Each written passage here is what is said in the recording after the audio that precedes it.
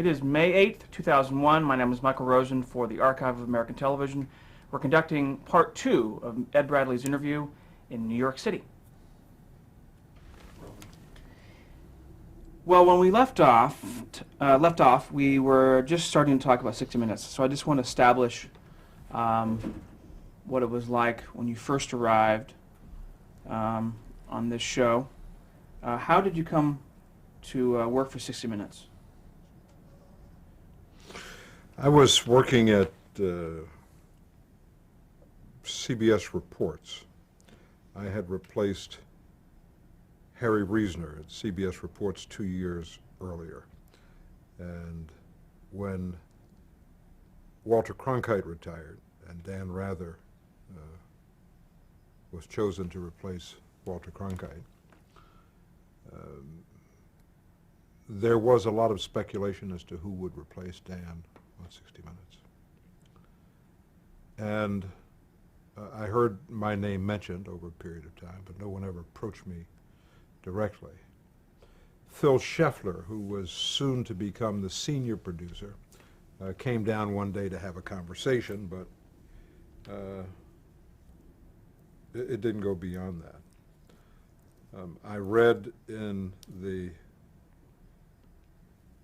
press that Don Hewitt had said it was essentially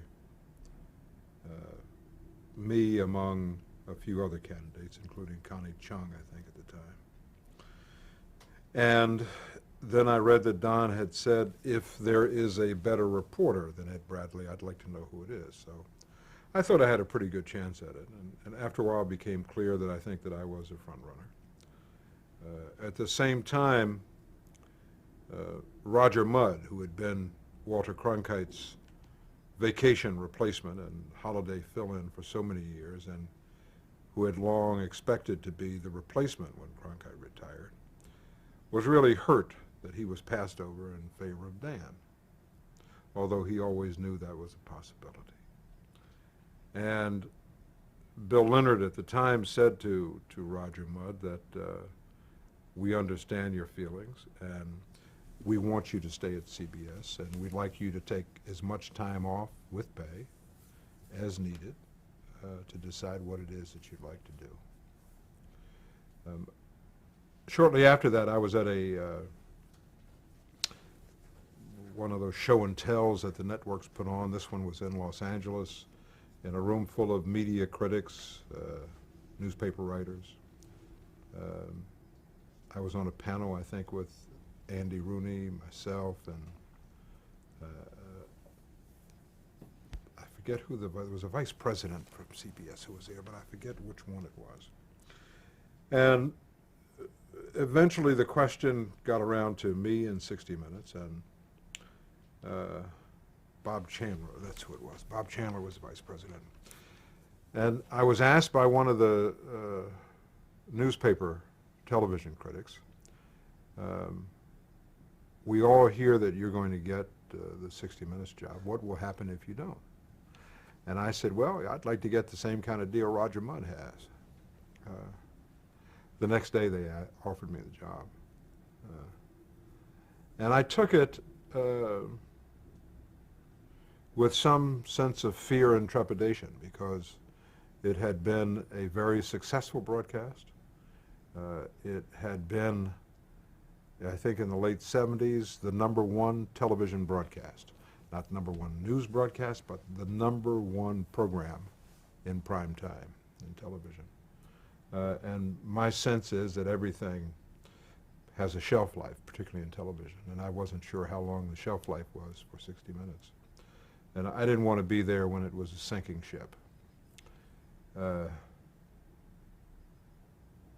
20 years later, we're still afloat. Had you met Don Hewitt prior to being hired to 60 Minutes? I met Don Hewitt in 1976 when I was a relief correspondent at both the Democratic and Republican conventions. And Hewitt was in the booth in charge of the floor correspondence. And I had never seen someone who worked with the kind of energy that he had.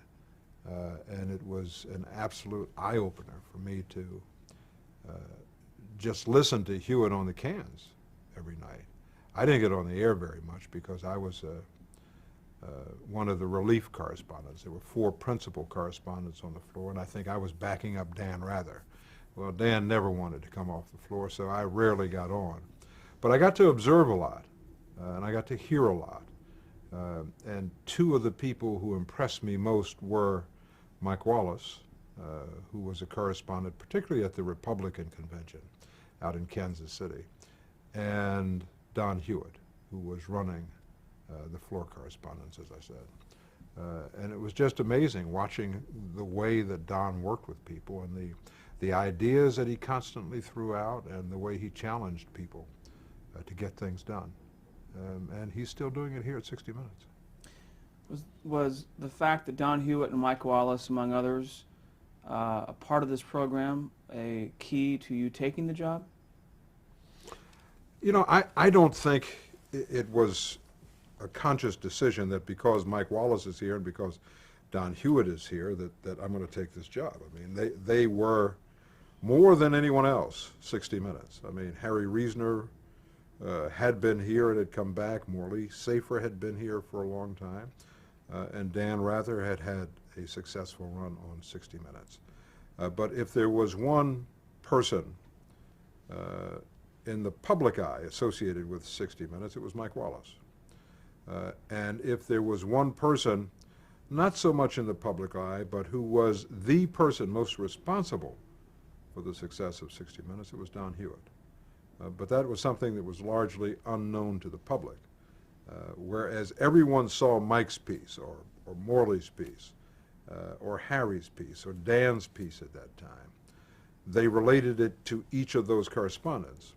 Don Hewitt had his hand in all of those pieces. He made everyone's pieces different and often better.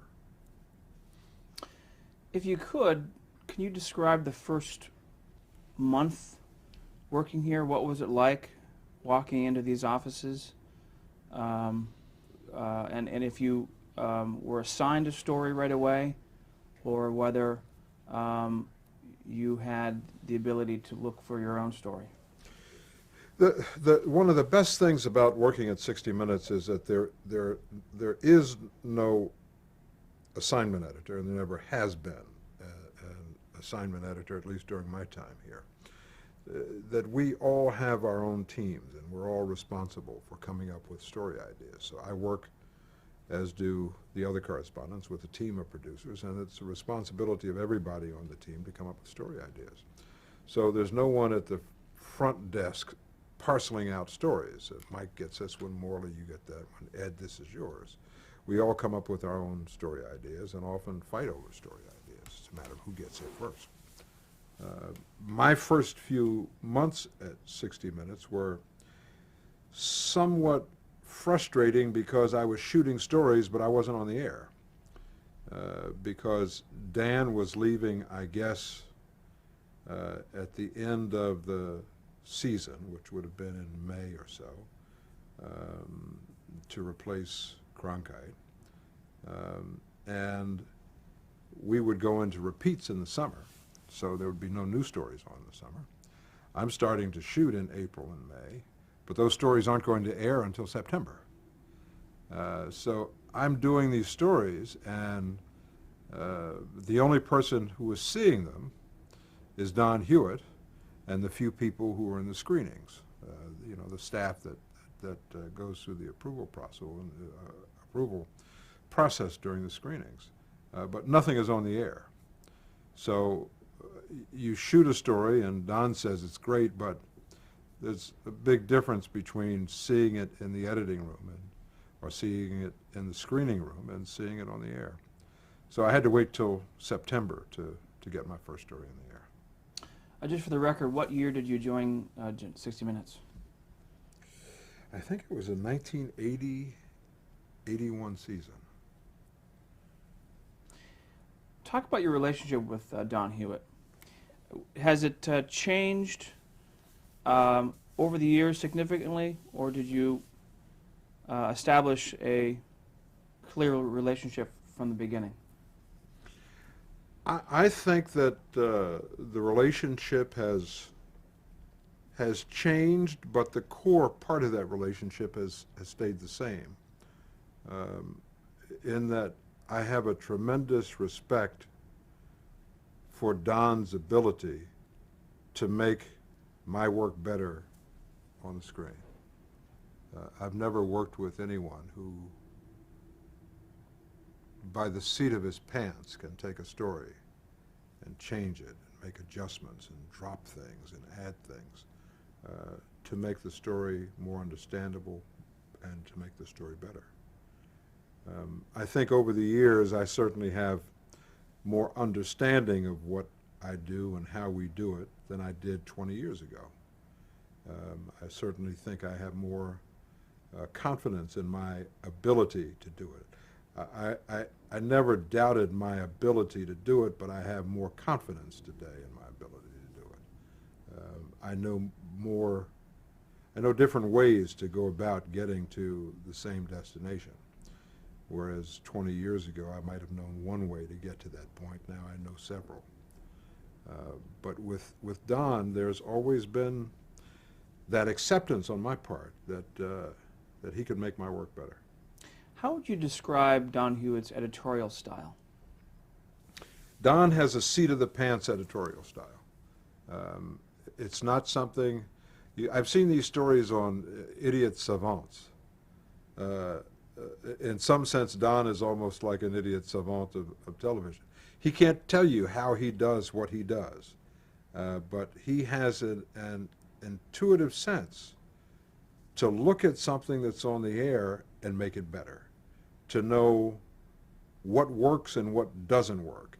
And I don't think it's something that you learn in school. I mean, it's a talent that he's blessed with. And he is a genius at what he does. And I don't use that term lightly.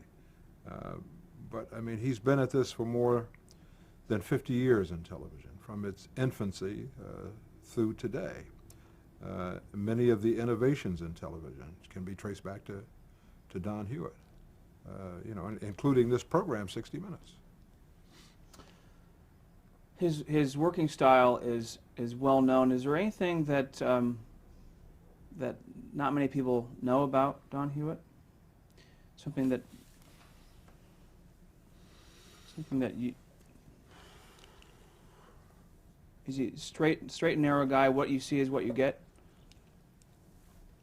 Well, I mean, that's a very facile question, but there's no facile response to it. I mean, no one is what you see is what you get. Everybody has complexities, and certainly Don has his complexities. But he is not someone who beats around the bush with stories. I mean, his strength is in his storytelling ability and story fixing ability. And he'll go right to the point, and if that hurts your feelings, so be it. It's all to make the story better, which makes the broadcast better, which in the end makes you better. Take us, if you could, a step-by-step of putting a segment together for 60 Minutes.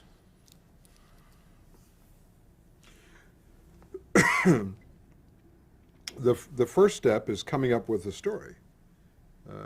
And it can come from a producer, an associate producer. It can come from me. It can come from Don. It can come from any source. And once someone pitches it, for example, if it's a producer who says, here's my story idea, and I think this happened with these planes that were shot down over Cuba, and these people put in money for compensation, and they've been compensated for this, but there were already 5,000 people who'd put in claims for compensation. Well, how did they get to the front of the line? So you write that down in what we call a blue sheet, which is submitted for approval by Don and Phil and Betsy West, who's vice president in charge of 60 Minutes. And if it's approved, you then have authorization for a research budget. so you can travel and start researching the story. If you come up with enough information and characters, and characters are all important in what we do because you can't tell a story without someone to tell it. I don't tell the story. The characters in a 60-minute story tell the story. If you come up with the story and the characters, then you can start to shoot it. And once you shoot it, you know, you shoot this much, and then you have to narrow it down to that much. And it's a process that can take a lot of time. It can take months. Or as in the case of a story I'm working on now, I mean, we shot most of it last week. And in 6 days, we're going to put together an hour. Which I wouldn't want to do on a weekly basis, but every once in a while it's fun. But you sit down and you start making a rough cut, the producer and the editor, and I'll look at it and suggest changes. I tend to be more of a rewrite person than a writing from scratch. I let producers write, and then I sit down and rewrite. And with some, I rewrite a lot more than with others. With some, there's a word here and a word there, or, you know, sentence structure change, and very little for me to do in terms of rewriting. With other producers, I tend to do more rewriting. And when I'm satisfied with it, we'll show it to Don. And then he takes over, and he will inevitably make changes. I don't think I've ever had a piece where he didn't make any change. Before you go to the field to do interviews, how do you prepare? What's your process? I've always told my producers to give me as much as they think I need. That if you have a question, does he really need to read this? If you're questioning it, the answer should be yes. That I'd rather read more than less. I'd rather know too much than too little. I'd rather be over-prepared than under-prepared. There was a famous college basketball coach at UCLA, John Wooden, who won, I think, 9 or 10 consecutive championships. I mean, he's unmatched in his profession. And Coach Wooden always had these slogans. And one of them that I remember that always impressed me was that, and this is talking about preparing for a basketball game, and you could use it for anything, whatever it is that you do preparing for life, is that failing to prepare is preparing to fail. So I always wanted to be prepared for what I was doing because I didn't want to fail at what I was doing. So I'd rather have too much than too little. And I basically read everything there is, and if I have questions about it, I'll talk to the producer, associate producer, researcher, or to people who are involved in it if I need to get some more information, to get a better understanding of what the story is about, to talk to somebody who's involved in it. And once we've done that, then I'm ready to sit down and start doing interviews. My job is to put someone in a chair and get them to talk and tell their story as if there are no cameras, no lights, not 7 people in the room. It's just the 2 of us sitting there talking. That's my job. How would you describe your interviewing style? It's a conversation, just that, to get someone to tell me their story. And sometimes it can be hard and biting if it calls for me to be hard and biting. Or it can be soft and easy if that's what it calls for me to do. What I'm after is information, and whatever it takes to get that information is the way I will be. If I need to be patient and understanding, I will be patient and understanding. If I need to be tough and counterpunching, then I'm going to be tough and counterpunching. In your opinion, what are the elements to make a great interview? Good story. I mean, if you don't have a good story, you don't have a good interview. I mean, you need the elements of whatever the elements are that make up a good story, and I'm not quite sure what they are. But you know, it's like the Supreme Court justice said when asked about pornography, to define pornography. He said, "I can't define it, but I know it when I see it."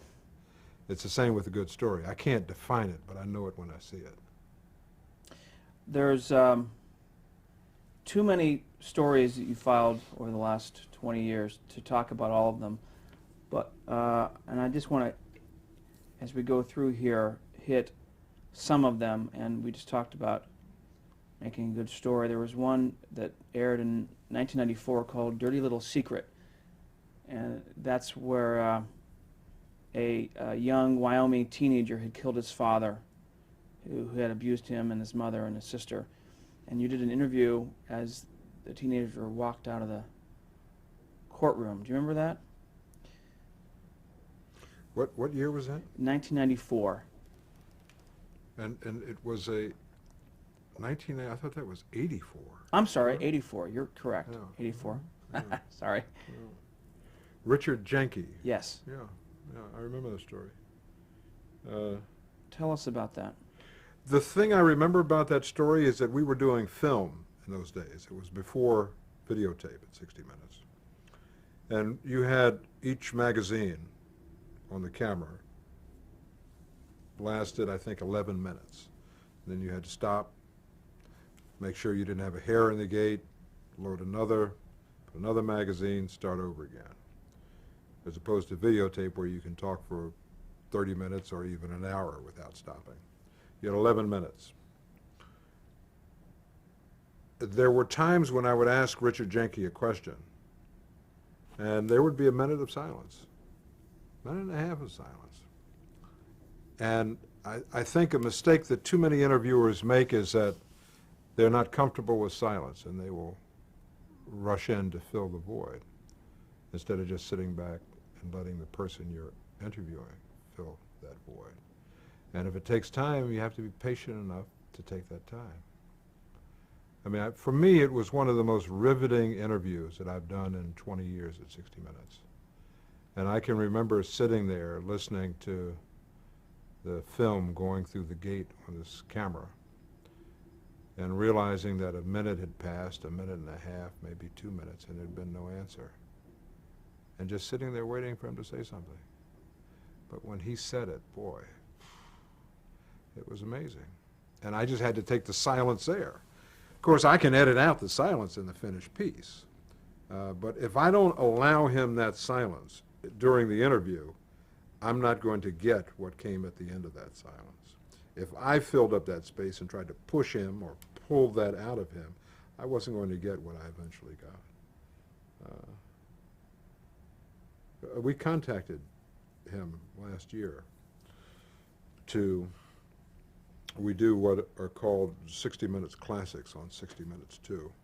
And I thought that would be a good update of a story. What happened to Richard Jenke? But he's done his time, and he does not want to revisit this publicly, so I allowed him his piece. It's not something I'm trying to force on him. Let's go back a couple years, and I want to hit some of the other stories you filed. Lena, 1981. Tell us what that was about. Lena Horne was the second story I had on the air at 60 Minutes. The first week of the new season, the premiere, I did a story on the IRA. In the second week, I did Lena Horne. I don't know how it would be possible to top Lena Horne. I'd be happy for the rest of my career if I could just meet the standards that I think we set with that interview. It was one of those rare and wonderful occasions where everything worked. Um, I was very well prepared for the interview. I had read everything I think that had ever been written about Lena Horne. And when you start to read newspaper stories over the years and you read the books, you hear the same stories because people tell the same stories to 100 different interviewers. When I talked to Lena Horne, I heard the same stories that she told over the years, but I also heard things I'd never heard before. So I knew I was getting gold because I was getting new material. And we had a rapport.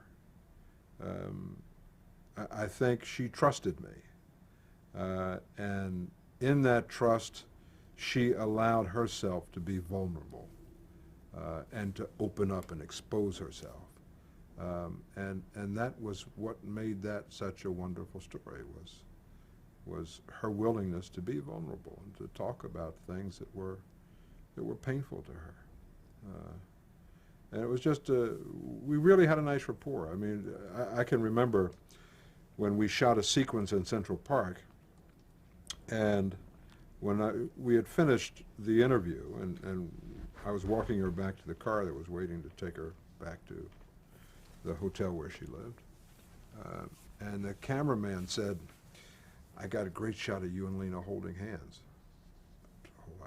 What do you mean holding hands?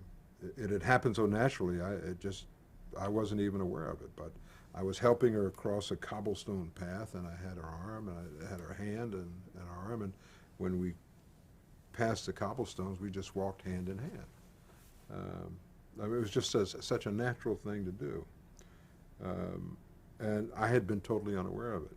Of course, they used it in the piece, and it upset my mother, who had Lena Horne on a pedestal. And how could I, her son, be involved with Lena Horne? Because she thinks if I'm holding Lena Horne's hand, obviously we have something going. I told Lena that story, and she said, "You know, I never liked young guys." What other elements made up that story? Were you able to film her performing? We shot her performance, her one-woman show on Broadway. And you know, which gave us a remarkable pool of material, because in her show, both in the spoken word and in her songs, she was telling her story, and she was telling the story of, you know, of her in Hollywood, and how she went to Hollywood, and there were no roles for black women beyond maids and subservient roles in Hollywood in those days. And it was very frustrating for her.